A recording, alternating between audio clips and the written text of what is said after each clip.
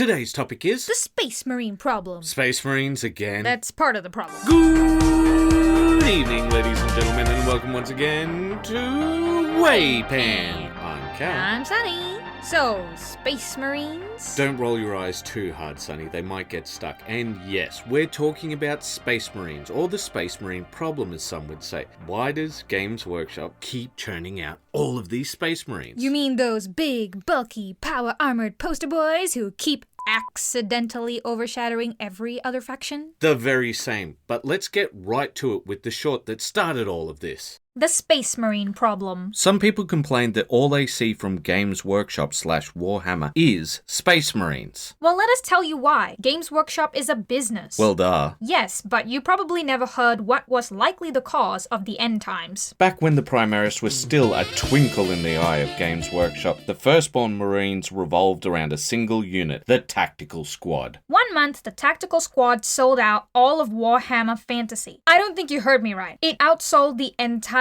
range of Warhammer Fantasy. A single box. A single box outsold all of Warhammer Fantasy? That's right. So if you're looking for who caused the end times, it's you. You voted with your dollar. The Tactical Squad. So I was accosted more than once by this gentleman saying, "Sauce?" Ah, yes. And every time you give him one, he's always satisfied. Wait, what? It's a joke, Cal, like our comment section. Why do you torment me so? The same reason the commenters do. It's fun. Actually, the source was my manager, back when I worked for Games Workshop. What? Yeah, it came up in casual conversation. Anyway, long story short, I can see no reason as why someone like him would have ever made that up. So, I started doing some digging. And what did you find? GW has never disclosed SKU level sales data publicly, so we can't get any direct confirmation or denial. Stock keeping unit. Not everyone will know what you're talking about. Not everyone knows the terms. Right, sorry. So, what I did find was some Reddit AMAs from some ex-staff. Official GW annual reports circa 2013-2015 showed that Warhammer 40,000 consistently outperformed Warhammer Fantasy. Some industry analysts noted that 40k was 70 to 80%, maybe even more, of GW's total miniature sale at various points. Then there was a slew of sites that essentially claimed the same thing. Daka Daka, Warseer, and... And what is Warseer? Right, sorry. You're not as knee-deep in this as I am. It's defunct now. Okay, Cal, I'm gonna get you to stop. So, Source Meme Guy will never be satisfied, but anyone reasonable and intelligent in the audience will be, so we should go on Before that, I'd like to go into why it's a problem. I want to address some of the other comments. You really want to entertain those guys? No, some people made some really good points, so I want to address them with... You vote with your dollar. That's the gist. In a free market, people vote with their wallets. If you, the consumer, buy 100 tactical squads for every one box of, say, Bretonnian Knights, guess which product line sees more corporate love? Yes, consumer sovereignty. It's a thing, but This is true. Just straight up. You vote with your dollar. I don't want to hear any excuses. It's not the Space Marine game. It's Warhammer 40,000, a whole universe. Okay, while that is true, Sonny. What? Don't look at me like that. It's true. They vote with their dollar, but there are multiple reasons why that tactical squad outsold everything else.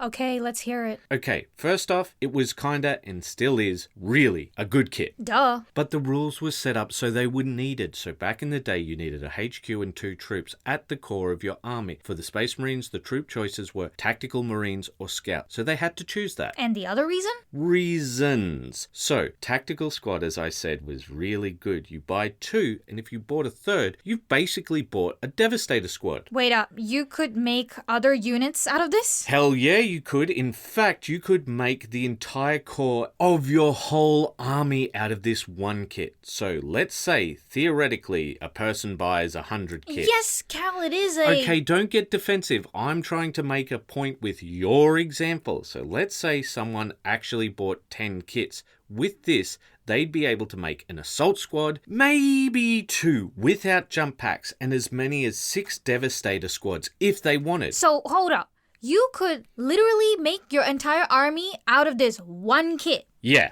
I knew it was good, but I didn't quite realize it was that good. I mean, if you need 2 of these, you make your basic guys, you have the leftover bits for all these other things, you might just go, why spend the extra money for the Devastator kit? Just buy one of these and make one, and you already got that squad. You'd be getting a deal. A deal from Games Workshop. Yeah, exactly. So long as it's not those filthy Xenos players missing the point of the short. I guess we should move on to...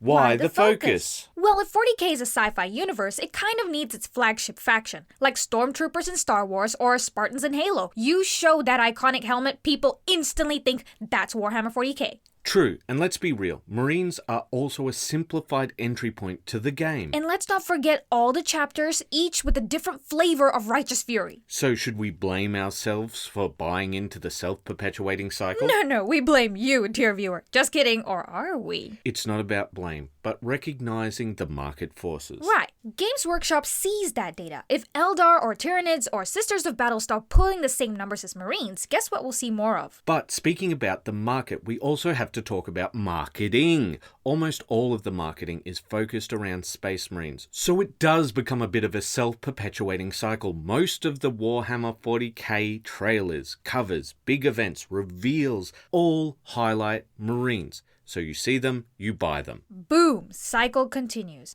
It's like a big old feedback loop. They're front and center, we buy them, so they stay front and center. Hence the Space Marine problem. And not that the Marines are bad, far from it, but they overshadow everything else. So yeah, if you really want to see more Xenos love, you know what to do. Otherwise, buckle up for the next wave of Primaris lieutenants. So, you admit that they make a decent point? Never!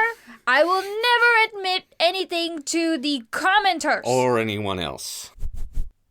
The Space Marine problem. So we've talked about how we got here, but let's flip the coin. Here's why it's actually a problem. First off, overshadowing. When Marines dominate sales and marketing, other factions get left in the dust. It's hard for new or niche factions like the Adeptus Mechanicus or Genestealer or Cult to gain any real foothold. Their coolest new models might only show up once in a blue moon while Marines get weekly hype. And that has a creative ripple effect. If 90% of the attention is on power armor, we lose out on the diversity that keeps this universe interesting. Endless Primaris updates can stifle game variety, both visually on the tabletop and in the lore. Also, there's the player base imbalance. If so, many people flock to Marines. You see the same matchups all the time. Ultramarines versus Blood Angels, or Salamanders versus White Scars, or, let's be honest, Ultramarines versus Ultramarines. Fun, for sure, but eventually you want to see an Orc Horde or a Tyranid Swarm, right? And let's not ignore the financial side. When Games Workshop notices Marines printing money, they pour more resources into them, meaning other factions can feel perpetually underdeveloped. It's a vicious cycle. People buy Marines because they're well supported, so GW supports Marines even more, and so on. Yes, Cal, you've made this point many times. It's not about hating Marines. Even Marines are a victim of their own success. The Primaris, which was so divisive at the time of their release, was supposedly because Games Workshop wanted the Marine players to replace their collections. Like, we know the Gathering Storm and Dark Imperium came out after the development of the Primaris. Source! Why are you like this? Because I cannot be like that. But yeah, if they suffer from their own success, because if everyone is special... No one is. Sorry. Are you? Yeah, so I'll explain. Basically, if everyone has power armor, the Mighty 3 plus save no longer has a lure. Bolters are no longer cool if they aren't shredding infantry and just dully banging against power armor. But I think we need to get to the heart of the problem. The ever-shrinking setting. While Space Marines keep sprawling out Primaris expansions, new lieutenants, fancy HQ choices, the setting has in many ways contracted over time. So I could go into how the Primaris has blandified many of the Loyalist forces compared to their older, more flavorful releases. Talk about the Blood Angel release.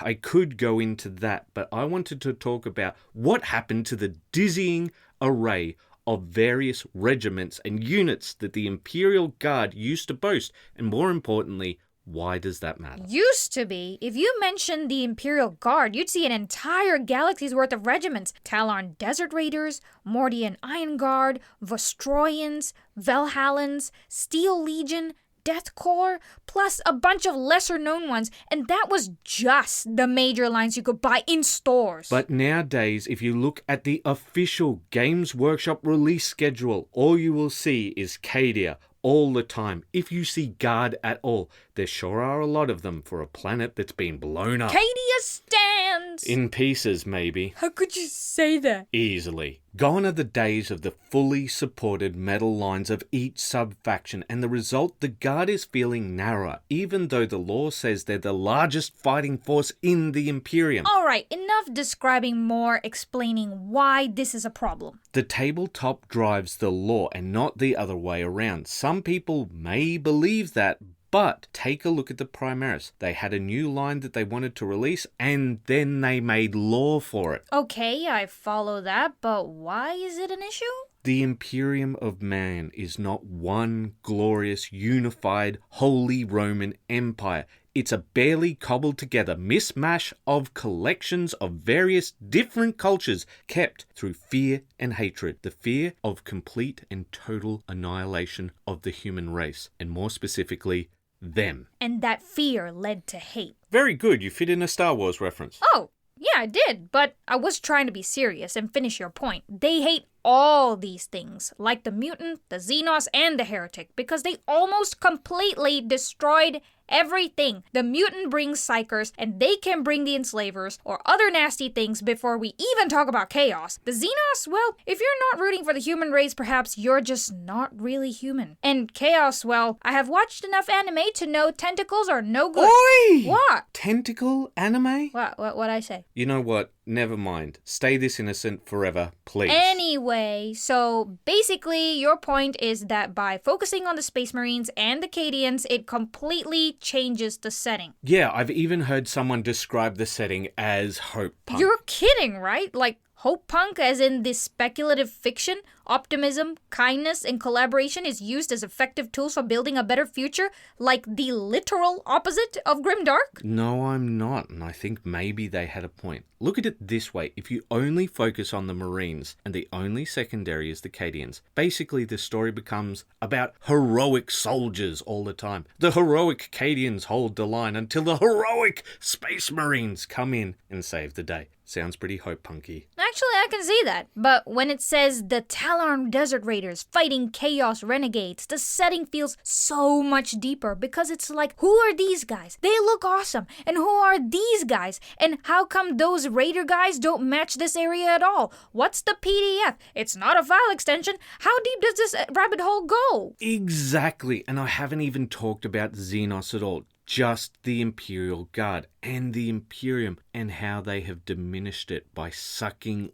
all of the oxygen out of the room. But here's something we haven't really touched on. With all that oxygen gone, even fan creativity can feel smothered. When everyone's funneled into painting the same handful of Marine chapters or that one Guard regiment, where's the room for all the crazy conversion projects or offbeat lore ideas? Exactly. It used to be when you walked into a local tournament, you'd see unique regiments from some obscure PDF or some custom desert army with random count as sculpts. That wild variety gave you the sense of, wow, this is a truly massive galaxy. Now it's more like an echo chamber of the same gear, the same sculpts. Makes you wonder if somewhere in the grim darkness an Imperial bureaucrat said, we're standardizing all flak armor to just one style from now on. And boom! Every planetary culture apparently stocks the same fatigues. A Department Monitoro memo got a little too efficient, right? The Imperium was supposed to be a messy patchwork of half-lost traditions. Now, if you're a new player who only sees the same uniform references,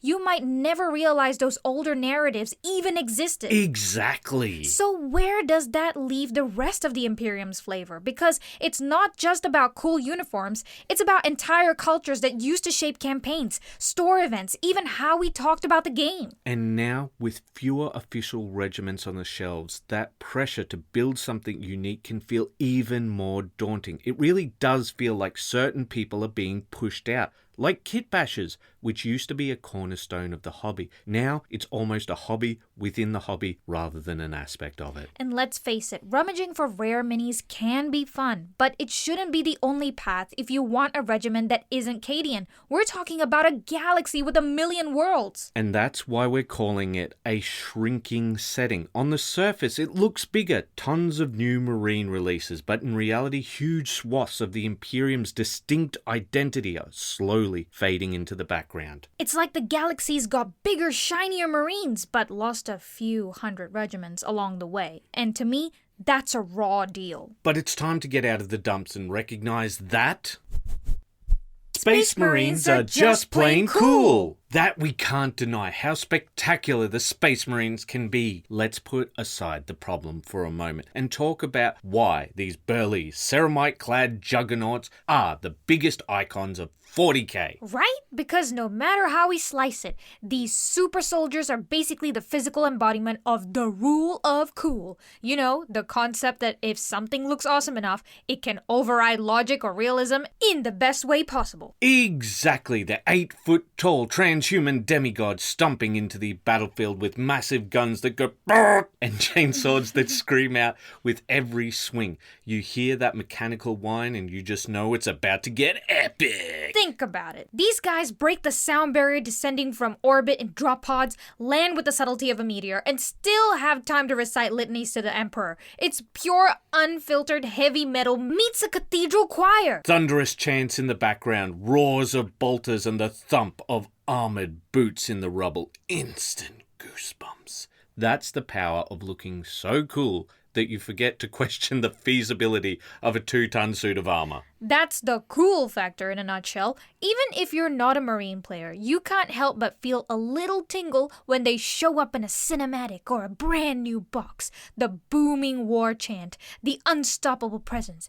It's downright mythic. So yes, we can talk about the Space Marine problem, but let's admit it, they are the embodiment of Warhammer 40k's grand, over-the-top spirit like nothing else. They are 40k stormtroopers, Spartans, and knights all rolled into one. And that rule of cool is precisely why half of us fell in love with them in the first place. Seeing that massive red-helmeted angel of death in marketing is enough to make you shout, "For the Emperor!" Even if you never touched a brush in your life. Preach it, Sonny. All that glorious pageantry, the unstoppable war machine aesthetic, and that fervent devotion. It's like a heavy metal album come to life. Or as some fans say, "Brothers, we shall know no fear and look awesome doing it." So no fear and keep those brushes wet. Bye-bye.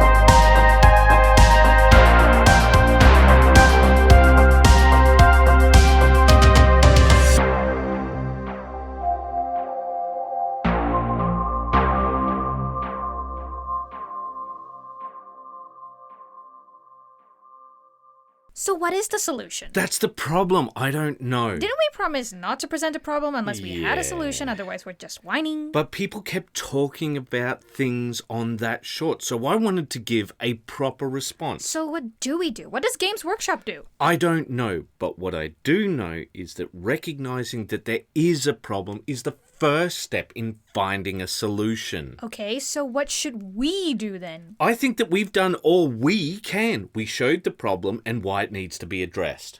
So what should consumers do? People should keep having fun with their hobby, and if that means making and painting more Space Marines, so be it. Isn't that part of the problem? Not really. I don't think controlling people is going to help, but maybe seeing a world outside of Space Marines will. So the solution is to struggle uphill and make things that are harder and harder to make because Games Workshop isn't giving you the tools to do so? I think that has always been part of the hobby, trying to make things with the tools you have. Yeah, but not anymore. We were all on the same journey. The guy behind the counter was doing projects just as crazy as us. And even in the White Dwarves, they had guides on how to convert and kit bash. But that age is over now. Now they just want to sell you things in the box. Or if you're going to convert, sell you even more boxes. It's not about creativity anymore, it's about sales. Well, you're not wrong. So for the consumer, I think the solution is, even if you love the setting of 40K or Games Workshop settings in general, I think it's time for you to start looking outside Games Workshop, because if someone can't give you what you're looking for at home, you're going to have to wander elsewhere. Are you saying I'm not cute enough for you anymore? What? You don't think I'm cute anymore, isn't that right? I was talking about Games Workshop. How did we get here? Oh, no, you don't. I am cute. I'm very cute. I am the cutest there is.